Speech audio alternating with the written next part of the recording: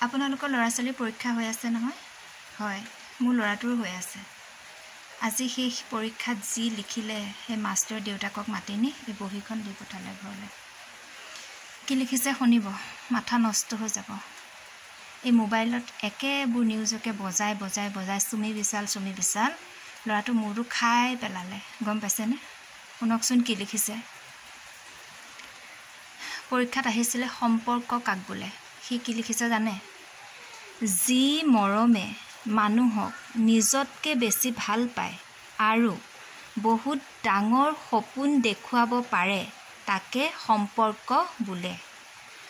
পাতি লোৱা সম্পৰ্কই মানুহক বহুত ওপৰলৈ লৈ যাব পাৰে। উদাহৰণস্বৰূপে চুমি আৰু বিশাল। কান্দিম নে হাঁহিম? আইৰ সমান হ'ব কোন, নৈৰ সমান বব কোন। সি কি লিখিছে জানে? এই উক্ত কথাষাৰি সম্পূৰ্ণ ভুল। বাইৰ সমান হ'ব কোন, ভাইৰ সমান হ'ব কোন।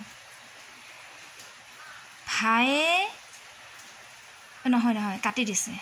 মায়ে পঢ়াৰ কথা কৈ কৈ অনবৰত কেটকেটাই থাকে। ভায়ে নিজৰ দেশত মৰম কৰি কৰি হেঁপাহ পলোৱাত বিদেশৰ হোটেললৈ নি হেঁপাহ পলোৱাই বহুত মৰম কৰে।